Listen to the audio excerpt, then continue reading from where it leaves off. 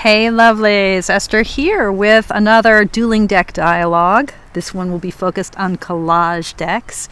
The wonderful thing about collage decks, especially ones, well, I love all collage decks, but I'm particularly partial to ones that are created by hand-cut collage images drawn from the flotsam and jetsam of ephemeral life. You know, ephemera is the word that book dealers and archivists use for things that like unbound printed matter, like the stuff that just comes and goes, newspapers, magazines, menus, photographs, that all that paper stuff that we produce in a paper culture, in an information culture before we had the internet, right? And ephemera is, by definition, ephemeral. It comes and it goes. There's something about a hand-cut collage where it just means that the artist behind the collage has just kind of surrendered to the synchronicity of life, like what just happens to come into your hands, what you happen to find in a thrift shop when you're looking at vintage photos, what you happen to find in your recycle bin, what you happen to find around the house. And you might search and seek, but if you've ever created collages, you know that part of the joy of collage art is that synchronicity, that serendipity, just coming across stuff, right? That seems so relevant for what the tarot is and the way that archetypal energies reveal themselves through the random shuffling of our lives and the random shuffling of the cards. Carl Jung referred to this as synchronicity. And this first deck that I want to talk about, before I talk about that, let me just talk about the Drop 'em 78 challenge. We'll come back to Carl Jung in the first deck. Drop 'em 78 challenge. Many of you who are watching this video have probably encountered the idea of the Drop 'em 78 before. This is an annual tarot challenge I do. We're in the 4th year now. It's 2024 as I make this video. And it runs October 15th through December 31st. And the whole point of the Drop 'em 78 is to dedicate ourselves to one deck for those 78 days, for those 2.5 months, to be tarot monogamous, to find a deck that we want to work with, either because it challenges us in a specific way or because it evokes something that we are hoping to evoke, or just because it's the deck we happen to have in our bag. But one deck, going through that deck, one card at a time, one day at a time, starting with the Ace of Pentacles and finishing with the World. Now, if this intrigues you and you don't know anything about it, I encourage you to check out some of the links below and to join the Mindful Tarot community. Totally free, totally cool, totally full of content that just will come your way. And maybe to register for the Drop 'em 78 challenge. If you register, link for that below. If you register, then not only will you have the opportunity to come to the community challenge, community Zooms as they happen, but you'll also get some emails from me about what I'm discovering throughout the 78 days in my own Drop 'em 78 experience. And then there will be 2 community Zooms, both a launch party on October 15th and a closing party on December 31st. And if you can't make those in person, if you can't Zoom in, if you've registered, you'll get the link with the video recording. Pretty cool, huh? Free Zoom link. Woo! All right. Yeah, let me get back to Carl Jung and synchronicity. So this first deck, I'm going to be looking at a bunch of collage decks, right? The first deck was just gifted to me, sent to me by the creator, Johanna Waldo. And it's her beautiful deck, the Scarab and the Dahlia. Now, first of all, I never accept a deck for review if I think I won't like it. So I've already looked at some of the images online and just how Johanna describes it. And the fact that it's 400 GSM, the cardstock looks amazing, the production design looked amazing, so I said yes, and here it is. And I've opened the box, but I haven't flipped through it yet. Very excited to. So, the Scarab for Johanna is important. Here she has it superimposed on a dahlia. It's important to her. She loves dahlias, she says, but the Scarab is important as a symbol of eternity and the cycle of life and death from ancient Egyptian symbology. So that sense of the scarab's relationship to the kind of transformational process of a soul and soul making through birth, through death, through potentially rebirth or birth into the afterlife. And it's a sacred, totem animal for the ancient Egyptian symbology.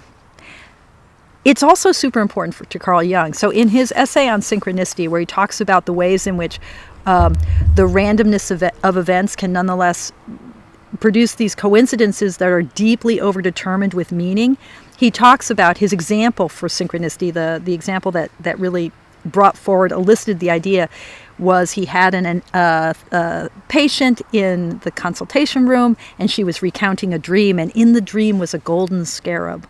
And as she was recounting the dream, he heard a tapping at the window of his consultation room. He walked over, and it was a scarab beetle on the outside trying to get into the light. And he said to his patient, "There's your scarab." And she had this great kind of opening. So as a symbol of synchronicity and of the ways in which the forces of meaning are going to push themselves into the light if we're paying attention, that seems like an auspicious symbol to have on this deck. All right, let's dive in. So with these dueling deck dialogues, I am working with decks, basically just asking them, what do you want to say to me? Trying to get a sense of which deck is the deck I want to work with for the Drop 'em 78. And what I've been finding with these dialogues is this incredible kind of fluidity of meaning where, by the way, just these are the beautiful cards. They're not reversible. I don't care. I don't worry about reversible card backs. Silver gilding, Johanna in her sweet note to me said that, this is a chunky deck. I mean, 400 GSM, beautiful, by the way, that beautiful, not too satiny, but beautiful matte finish. Ooh, look at that ace of coins. So chunky deck, challenging for riffling, but she says she's worked with her cards enough that the silver kind of has faded away, which she doesn't mind, but she's broken them in and they do become easier to riffle. I can't remember where I started. There was a sentence here. Oh, I think I was just talking about dueling. Oh, yeah.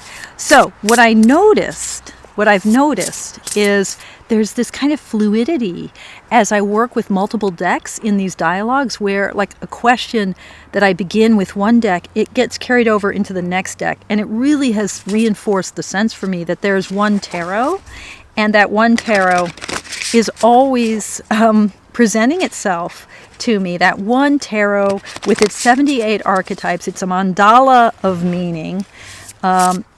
It intentionality comes forth from it and flows into other instantiations of other tarot decks. There's just one tarot. So, whatever deck we're using, if we're paying attention, we'll get where we need to go. And yet, the fun is in finding that one deck that will take you deeper, farther, faster. Maybe not faster, but maybe just deeper, right? So, I'm going to shuffle, which will take me a while because it's a brand new deck. And stick around to the end of this video. I will kind of do a little bit more of a flip through of the deck itself. Okay, I have to say this deck handles really beautifully. I mean, it is a chunky deck, so the only way to riffle it is to break it into half and then to break the halves in half. I'm with hands my size. I doubt that I would ever break it in enough to be able to riffle it all in one chunky chunk. Although, maybe side riffle, but that's okay. That's okay, because it feels really nice. It's beautiful cardstock. And again, these are the backs. Now, with that sort of architectural, very Yeah, beautiful. It looks like the backs have elements that relate to the different suits, like sort of the sword and coins, pentacles. Yeah. Lovely. Okay. So, Scarab and Dahlia. Yeah. What is it that you want me to see? What is it that you want me to... Oh, okay. This one. Okay, so there are 3 lovers cards. This is one of the lovers. This is the sort of male lovers card. And it's beautiful. Wow, with those air lanterns. So that sense of kind of harmonizing with heaven and that joining together, the tenderness and yeah. I mean, there's something here. So, from like kind of a psychological perspective of thinking about the way that the lover brings together male and female. So with lovers cards that allow for that kind of same-sex conjoining, to me, this has to do with some of the ways I hold the masculine within me and finding a kind of unity of that with that lightness. Just beautiful. Okay. So are you saying you want to help me find a kind of wholeness, working with that strong masculine energy in me, that kind of emperor energy? Emperor is my world card this year, by the way. Not my world card, my hub card. There we go. This year. So finding that kind of wholeness and harmony with my own power, perhaps. And the moon. Yeah. Oh, look at her. So Diana against I like the lobster in the corner. So those two, we've got a really powerful huntress god. This energy of the moon, let me just see if there's, she talks about attribution of the cards. I've been thinking a lot about sort of the archetypal image of the kore, of the maiden. And does she talk about where? Oh, does she not give sources? I don't think she gives the sources for the images here. She talks about the element water, planet Neptune, zodiac Pisces, and she gives some keywords: illusion, deception, intuition, mystery, fear, dreams, psychic abilities, imagination, the unknown, confusion. And then she describes it, the card. A woman walks 2 dogs through the dark night. One dog represents a domesticated animal, while the other represents the feral beast. Both dogs are representative of elements that exist within all of us. So another card about balance, like the balancing or harmonizing, like in the lovers. The large full moon hangs low in the sky. From the depths of the murky water below, a blue lobster emerges. The water is symbolic of the subconscious. The crustacean brings messages regarding old feelings, your instincts, or hidden mysteries that need to be dealt with. Lovely. So this harmonizing, which nonetheless also has to do with releasing the imagination. Okay. Whoops. Another jumping. You're wanting to tell me. Okay. Ace of Wands. So some fire here. Yeah. And this kind of energy of these animals. Oh, this kind of almost Paleolithic, like cave drawing kind of images a little bit. So what is she saying with the Ace of Wands? So maybe this sort of idea of the animals as instincts. And she has a longer description. But okay, so a kind of releasing of energy, harmonizing, balancing those 2 strong major arcana cards, that kind of encompassing sense of harmonizing, but then that providing a way to release my instincts, to really be that kind of passionate, driven person. I feel like we need to get more specific. What parts of me or issues that I'm grappling with are you here to help me harmonize exactly? How are you dealing with the specificity of this of this chaotic being that I am. And you're saying, okay, oh, King of Wands. All right, yes, it is that masculine, fiery stuff that you are wanting to help me confront. Oh, I love this card. With that god figure who might be a Zeus or who knows. And what is that in the background? That kind of palace in the background, that lion. We've got these feral animals, the sense of that kind of only slightly domesticated quality, and then the lovers. I mean, there's a lot of masculine energy here. Okay, so this is about kind of my masculine fire. Is that it? Well, we had the woman in the moon. Is there any watery stuff that I'm dealing with, or is this all fire? And I guess the moon, there is water there. Tell me, I feel like I need to know more here about the balance, about power and fire. And you're saying, yeah, justice, fire. Wow, look at that justice card. That is a fiery card. Justice, fire. Okay, and there we have, I've often thought of justice connected to the Queen of Swords. So here we have another card that is kind of calling forth one of my archetypes, in justice, in that capacity to see what is and to cut where needs to be cut. I feel like I've had justice come up in a reading for myself, maybe one of these dueling dialogues recently, but I can't remember offhand where. And that she's against this fiery lava. Yeah, so finding balance in the fire. Finding balance in the fire. Okay, finding balance in the fire. What else do I need to know?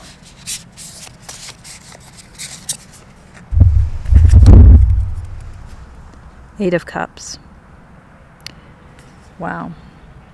Now this is so not fire, except for the red sort of sunset or sunrise on the mountains. So I've got to leave it behind. I've got to let go. There's a journey here. There's a path of renunciation here. Okay. Oh, that's a beautiful card, isn't it? Okay. There's a path of renunciation here. I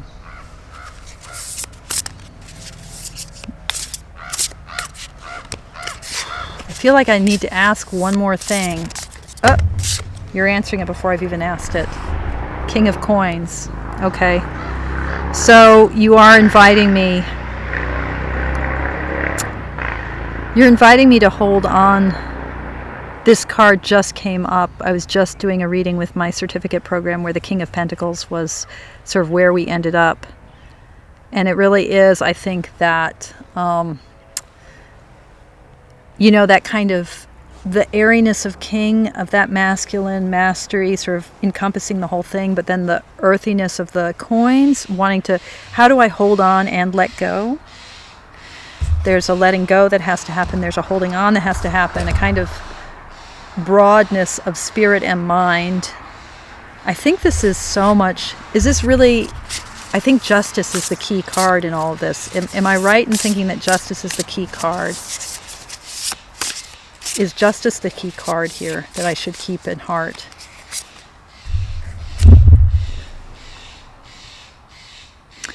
And it is pointing me to the Nine of Cups, back to a kind of satisfaction in the self, which I think I'm going to take as like trust in my self-intuition. I'm going to read the cups as really that water of the intuition, like the moon, and the nine is kind of trusting in the self. So it's saying, yeah, I think it's saying, yep, you got it. I love that Nine of Cups. Okay, anchoring in that. Wow.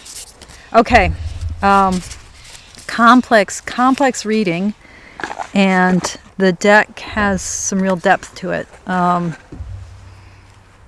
We're just getting started, people. The next collage deck is, I think this came out in 98,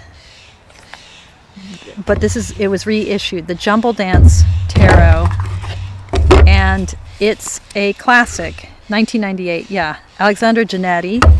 It's a classic. And I think it's still really, the reprint's still readily very available and not too expensive.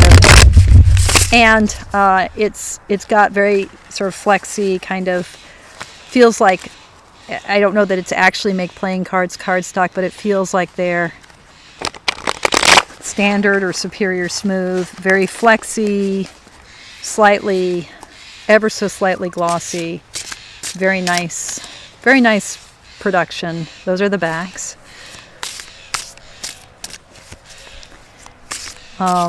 This is one of the early collage decks, like the Voyager, right? Like the Enchanted Tarot, these 1990s collage decks.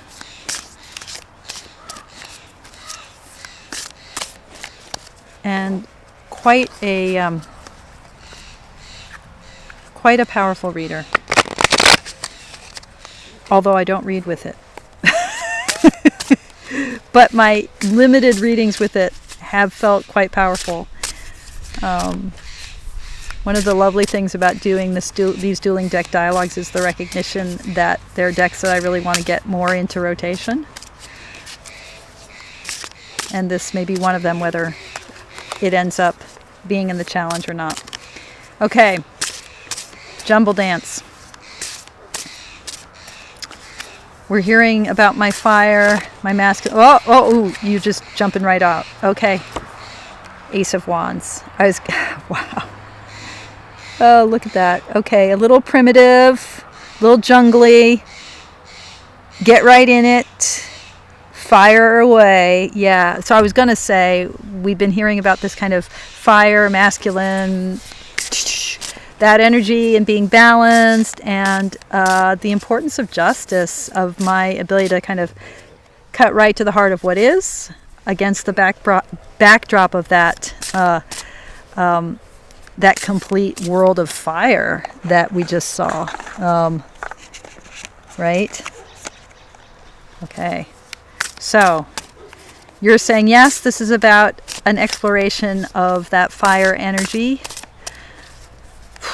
To what end? Or what do I find? Or how do I go there?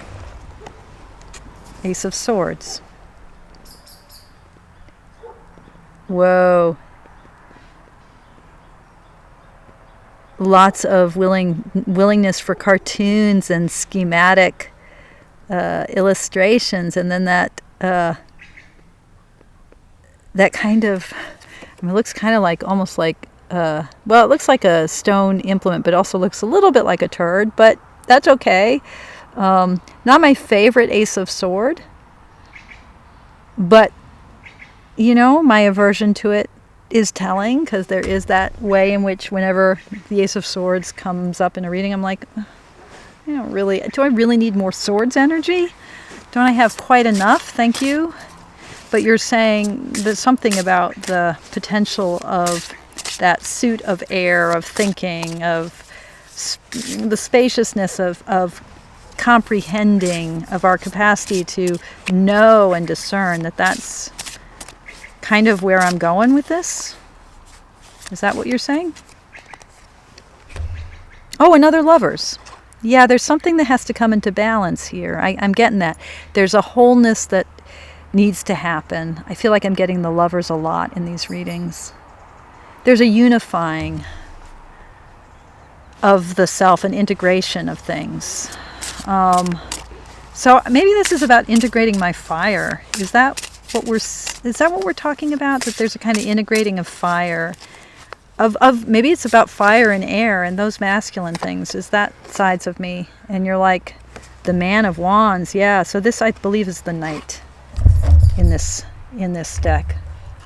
Let me just double check. Oh no, it's the King. So it's the King of Wands, Boy of Wands, Girl of Wands, Man of Wands, and Woman of Wands. So this is that King of Wands energy that we just saw. Okay. So there's an integration here, but is it it's air and fire coming together. Yeah? Where are you, Jumbledance, in all of this? And you are saying, I am the page of discs. I am the page of pentacles. I am earth of earth. I'm going to ground you. I'm going to keep you grounded. I love a baseball imagery.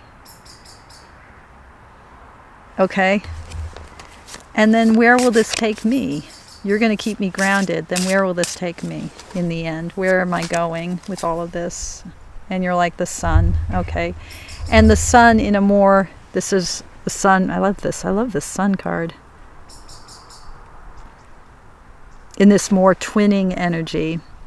So again, we've got like with the lovers and this version of the sun, and the sun has come up in other readings too.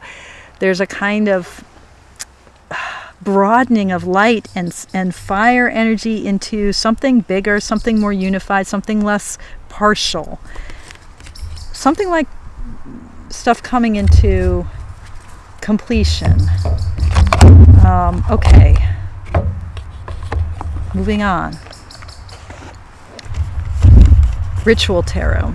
So this is the second edition of the Ritual Tarot. The one that has, or maybe it's the third edition. This is the marked edition. It was a Kickstarter. It's the third edition. And I have the first edition, which I love. This has different backs, and the backs are marked very subtly, like this says King of Pentacles, because the deck is still in its original order. So do you see where it says that? So it's a subtle marking. She decided not to put titles on the cards, but to give a little bit of help. It's a deck. I quite love the way that the original deck forces you to really learn the archetypes, because the cards are not titled, and the imagery isn't always completely obvious. It can be hard to tell the majors from the minors. It can be hard to tell any of the minors from each other. Sometimes, some of the court cards is hard. It's like, I don't know. So you have to just work with the deck enough to really start to inhabit all the archetypes. I love decks that get me really sinking into their archetypes, because their archetypes are the archetypes of tarot, the one tarot that rules them all, that's underlying them all, that all decks are helping us get closer to. But that also is inconvenient if you don't read with the Ritual Tarot all the time, because then you can easily forget. And then you have to relearn. In the original guidebook, there's like no easy way. You just had to flip through until you found the card's image in the original guidebook. So these are the same images. The cards are, I believe I didn't bring my first deck down. I'm pretty sure the cards are the same size. Yeah, they feel like they're the same size. So it's just the backs that have changed. I think the cardstock is the same too, but I'm not 100% sure. I'll verify and drop that information in.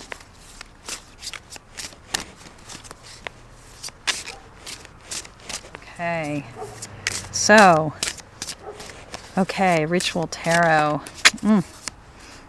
New deck smell. I haven't read with this version of it. Tierra May's 2020. This is 2020, 2022. This third edition. Okay, so Ritual Tarot. I think things are getting sort of clearer. A lot of sense of fire and air, and that kind of more stereotypically, archetypally masculine side of me, the sense of needing to balance that. I've gotten the Lovers a couple of times, that Sun card from the Jumbledance with its twin children, a sense of unifying parts of me, of integration, and that being the place that the tarot is leading me right now. I'm wondering, from your perspective, where would you be leading me What do you want me to know or see or do? And this is the 2, 4. Oh, this is the 2, 4, 6, 9. 9. Oh, okay. 10. Some number of wands. Yeah. Okay, so I think I've gotten this message before in these dueling deck dialogues. Yeah, I have. I got it in the Boadicea tarot, I remember. This sense of the completing and finishing of that something. I mean, I'm wearing the 9 of Wands right now. It's my card of the month, this month of September. So something extinguishing. That the fire coming to reaching its, yeah. So what is that? What does that mean? Something gonna die? Am I gonna die? I mean, we can, I don't necessarily want to go there, but what are we talking about here? Energy coming to an end. And this is the 4 of Cups. Okay, so, and this card has also come up before in these readings, the sense of dissatisfaction, not being able to take in the nourishment, my boredom or ennui or my own lack of satisfaction. Something's going to come to an end. There's a sense of things being unsatisfactory. What cup do I need to fill? What needs to fill my cup? What am I turning away from? In turning away from the cup that's offered in that 4 of Cups, because there's often a sense that the 4 of Cups is about a kind of nope.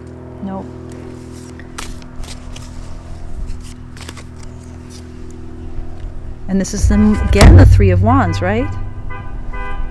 Yeah. Okay, there's exhaustion. So 10 of Wands, something's completed with my energy, but there's a new thing, or is a new journey that is beckoning, that I call, needing to hear the call in that kind of Campbell sense, like avoiding the call. I've often felt like a little bit in my life, like I'm Jonah in the, fleeing the voice of God, and then I'm in the belly of the beast. I'm like, I don't want to go to Nineveh. No. Do I need to hear the call? Is that what you're saying? Needing to hear the call? Something has to die out. Some energy has to die out. Then I have to hear the call and go to adventure. And this is the Ace of Wands, isn't it? Yes. Whoa. Okay. Can you please say more about this adventure or this call? Shit, I am not making this up. This is the Queen of Wands. Okay. I feel like you're just saying, yes, Queen of Wands, yes, Ace of Wands, yes, 3 of Wands, 10 of Wands. This is all fucking fire. This is how you're wanting me to see this, right? You're wanting me to see this Wandsy energy. How are you going to help me? I mean, you're already pointing this toward something pretty precise. How are you going to help me? I don't mean that obnoxiously, ritual tarot. Not like, how are you going to help me? But how are you going to help me?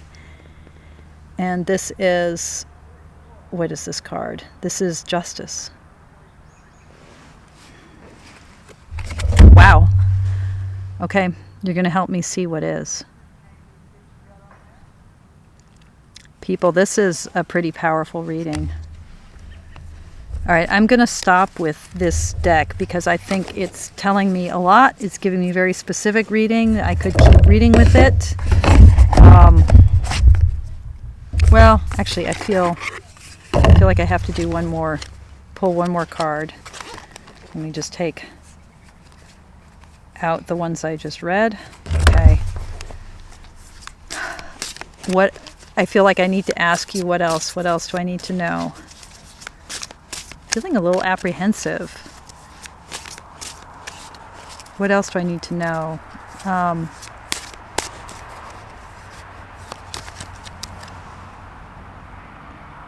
Is that the world? Is that death? Oh! The Fool's Journey. Is this an extra card? Yeah, was this in the original? I don't think this was in the original deck. The Fool's Journey represents that of the soul, the journey into the depths of the unconscious. Oh, okay. A horned devil resides over wild terrain and stands between the mythological figures of Adam and Eve. There's our lovers, by the way. Symbolizing human nature in the earthly realm. Our mortality is depicted by the flower emerging from a human skull. The skeleton represents coexistence with death. Its gesture of prayer on bended knees, a search for meaning, invoking the old gods. Okay. This card asks the seeker to embrace their unique path in this world.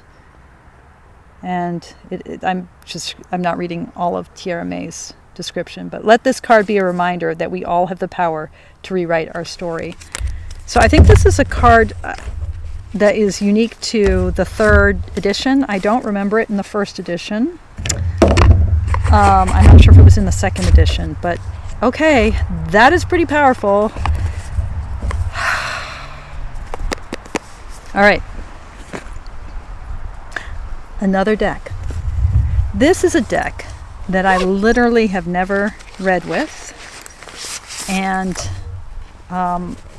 that's crazy because it's an amazing deck.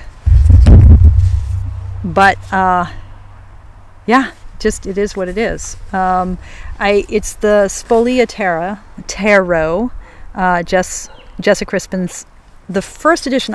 Where there's more than one edition. I mean, it's been out of print for a while. And I've never read with it because I kept wanting to do a study of the Minchiati. It's really a Minchiati deck, so it has these 16 additional cards. It has 94 cards total, and the additional cards are the zodiac and the elements, so the 4 natural elements and the 12 zodiac cards. And so I keep having this fantasy that I will get to know everything there is to know about Minchiati decks, and then I will read with the Spolia. And also read this with the Spacious Tarot with its expansion cards, which turn it into a Minchiate. And I'll look at Brian, what's his name? The guy who did the Renaissance Tarot. He has an edition. Johnson? That's not right. He has an edition of the Minchiate. And I'll look at historical Minchiate, and I'll do the whole 9 yards. And this is what they call letting the good be an enemy of the perfect. No, letting the perfect be an enemy of the good when we don't do something that would be a perfectly good thing to do because we're trying to be perfect something, perfect little beings. So, I am now going to read with my beautiful Spolia Tarot for the first time and consider what it would mean to integrate this gorgeous deck into the Drop'em 78. Okay. It's quite a chunky little mama, so I'm going to pause. So we shuffled. Beautiful backs. If I'm recalling right, the name Spolia is a reference to something in paper or printing that references this sort of act of cutting or little remnants or shreds of things, something like that. This deck is very self-conscious about its collage, and the collage is very spare. It's really a beautiful deck. Yeah, beautiful cardstock, similar to the cardstock in Johanna's deck. Okay, Spolia Tarot. Yeah, what do I need to know? And are you? I mean, we'll see if you're as wandsy as we've been. I feel like we've been in the land of fire. Yeah, are you? Is that where you're going? Where would you have me? Where would you have me go? What would you have me see? What do you want to show me? Strength. Okay. Well, there we go. There's that lion. We already had the lion in, was it the was it the King of Wands? Was that where the lion was? In Johanna's deck. So we've seen that lion before, now more classically in the Strength card. Okay. So you're wanting to bring forward those qualities of vulnerability and fortitude. Strength in what, to what end, or yeah, to what end?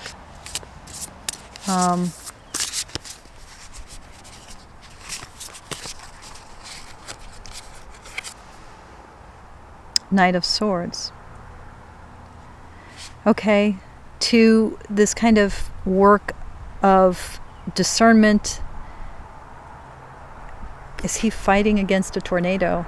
Yeah, slashing through the, getting through to, look at that, that's pretty cool. Because it looks like he's slashing through the screen, the tornado screen. If that is a tornado. Or is that the sky? I'm not sure, but he's slashing through the sky to get to, I love how it looks like he's getting to the canvas behind the painting. Cutting through, it's sort of in Buddhist terms they say like Manjushri, like that, the Bodhisattva of wisdom, like cutting through delusion. Okay, strength to cut through delusion. Yeah. And what, cutting through delusion, what would I then see? Knight of Wands. Okay, so there's some fire that needs to, fire of fire. I think fire's in.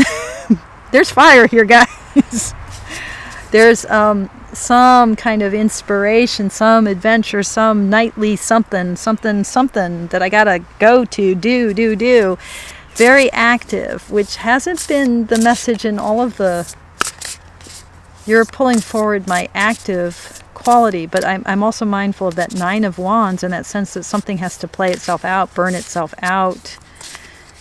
Do you see that same need for burnout? Or Queen of Swords. Oh, man. Wow, look at that card. That is a gorgeous Queen of Swords. Okay. By the way, apologies for my, what look like just, gnawed upon fingers.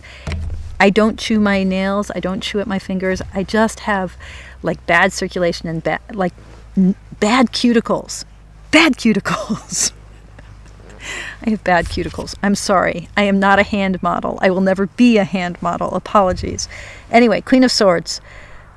Oh, my Lord. So, yeah, grief, clarity. That's not easy. That's hard. Queen of Swords was my card of the month last month. Okay. That's hard. I don't even know what to ask. Tell me what I need to know. 10 of Cups. All right, it's all gonna be rainbows in the end. Okay. All right. Okay. If I thought the 10 of Wands in my last suit might mean that something's gonna die, like I'm gonna die. No, I'm not gonna die. 10 of Cups is gonna be fine. Along the way, though, where are you in all this, Spolia? Where are you? Who are you in all of this, in this work? How are you responding to me? Ooh, 5 of Wands. So you're gonna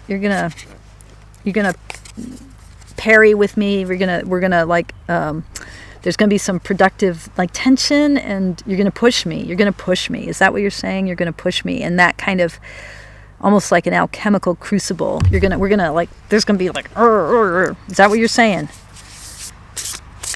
That's the best case scenario for the 5 of Wands, is that kind of crucible, that creative crucible of energy where you meet your match. You're gonna give me as good as I can give. Is that what you're saying? And balance and fun and play too. Fair enough.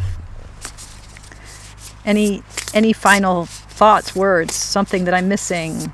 What am I missing? What do I need to know further? This feels quite comfortable. I feel very comfortable with you, and that makes me feel a little bit like it's not going to be so Five of Wandsies, because there's a way like Ritual Tarot was like, it was really kind of pushing me. This feels playful. Too playful? And you're like, come on, man. You need some cups. You need some water.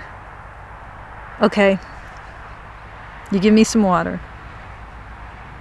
You, my Queen of Cups, maybe. I'll take it. I'll take it. I'll take it. Anything else that I might need to know? Maybe I'm pushing it. Maybe I don't need to know anything else, and you've already said what I need to know, but anything that I need? Knight of Cups. Okay. Beautiful. Oh man, look at that. So beautiful. I love the play of textures, of flat colors, of image, and the willingness for there to be sharp edges. Okay. Beautiful. Okay. Spolia Tarot. Lots of fire, but also a lot of water. 2 more decks. I know. It's a lot. You can do it. I think, well, I'll just do them in order. So this is Mystical Moments, which I haven't done a huge amount of readings with, because I have not liked the cardstock, but now I've made peace with the cardstock. Peace enough with the cardstock, because whoops, this was a jumper, 5 of Swords. Yeah, making peace is a good thing to do. Catrin Welz-Stein's, is that her name? Boy, I always forget. Yeah, Catrin Welz-Stein.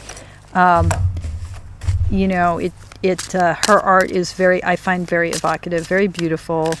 I think there's a lot behind it. This is not the kind of collage we've seen. We're now moving into digital collage, which is a whole different ball of wax, whole different feel to it. I thought it might be interesting to look at these decks next to each other in the same batch.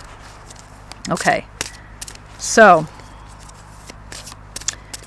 Tarot of the Mystical Moments.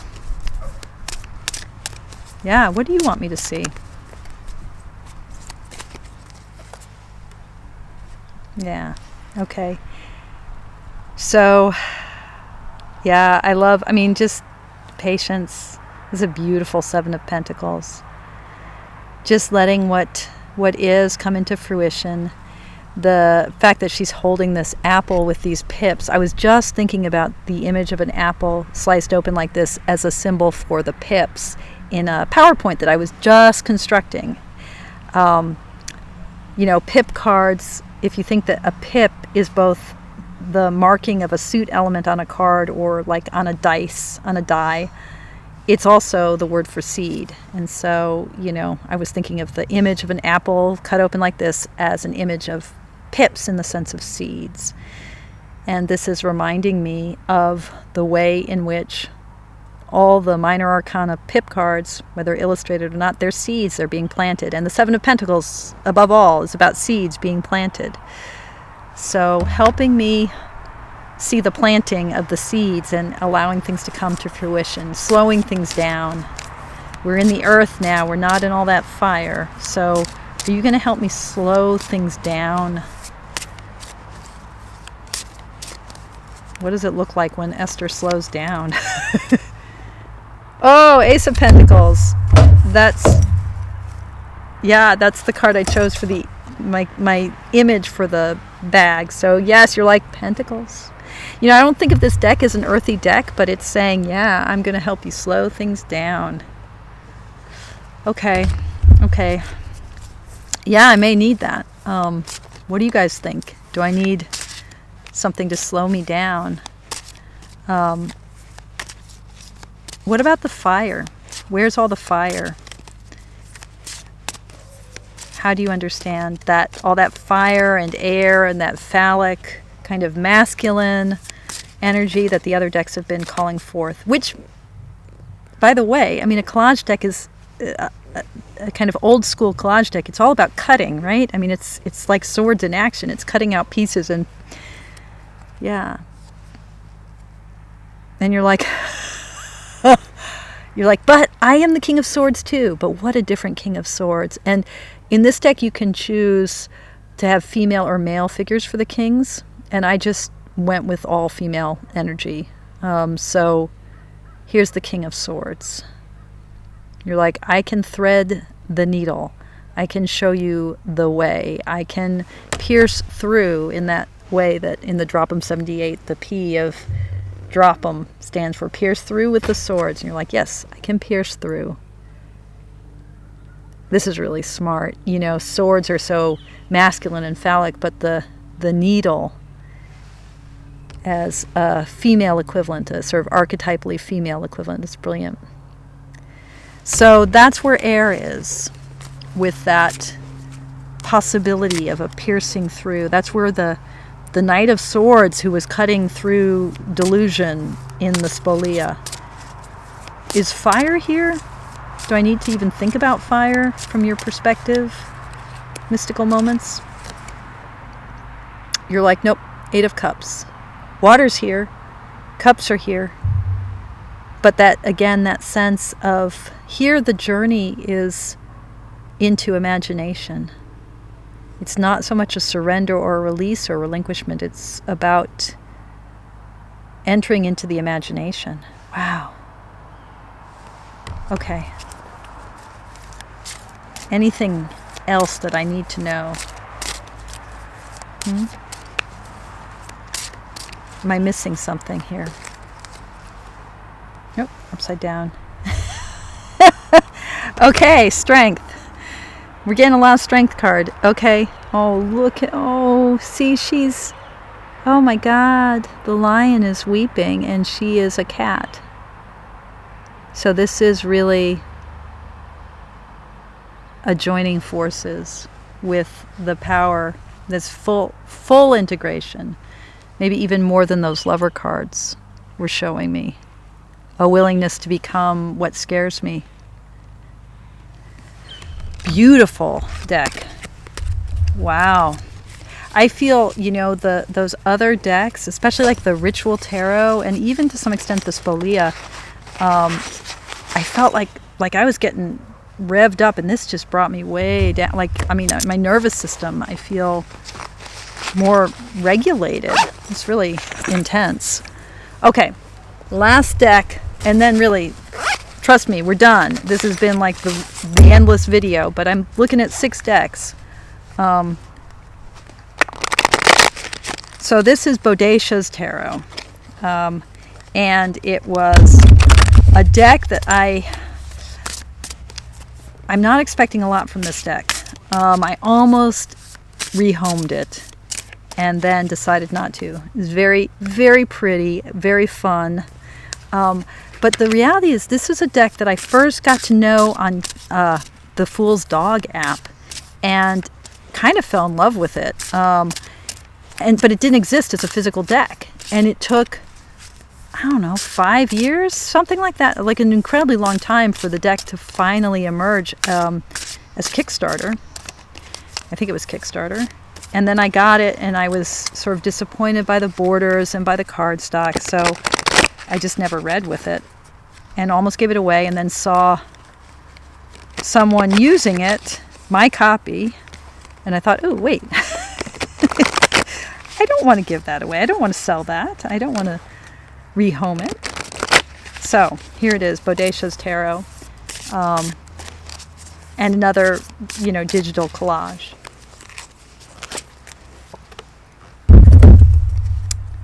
The King of Combustion. Okay, this is another King of Wands. Yeah, kind of steampunk feeling though, a little bit. This is a more scenically, oh, I like that there's someone climbing up. A more scenic kind of collage, right? More efforts to create a unified picture, I think, in certain ways. Okay, so I feel like we've been here before with the kings and the wands. Yeah. And you're saying the Four of Combustion. So the Four of Wands. You're like, yes, we have. This is your home. This is where you're going to settle into this fire. You're going to settle into this fire. You don't feel like a very fiery deck, though. Let me just, I've got the guidebook, I think, still on my, it came with well, actually, okay. I won't even, my phone is off, which is good. It came with a box and a guidebook, but I also still have the Fool's Dog app, the original app. So you don't feel very fiery. You feel more fanciful, more watery. Explain that to me, would you? And you're like, the Lovers. Okay. Oh, that's interesting. This is like kind of calling forth the Marseille Lovers, where, you know, it's a moment of choice potentially, or a moment of being caught between alternatives, and an invitation to be at peace with where you have landed. You know, there's always going to be a naked lady in the in the bush. Don't go there. There's always going to be something else. Yeah. Okay. So a kind of invitation to harmonize and to accept what is. You're a saucy deck. And you're like, yes, I am. Okay. The Three of Tentacles, which I think is the Three of Cups. If I'm remembering that this is the water, even though tentacles sounds like pentacles, we're in the world of water. So you're, yes, I am saucy. Come play with me. Okay. All right. Okay, I will play with you. Maybe not for Drop'em 78. What are you going to help me get to with Drop'em 78? You're going to help me deal with fire. You want to play. You're helping me deal with harmonizing. Say more. Okay, so there's a possibility. Two of Combustion, possibility for exploration. Again, we have these 2s and 3s of Wands. We have the 4 here. There's a adventure. How do you see me in all of this? Oh, this is the 3 of Swords. 3 of Ether. This is an interesting deck. Okay. So you see some heartache. You see some heartache. You see some trauma to heal. Well, that's not wrong. I mean, sure. I'll take it.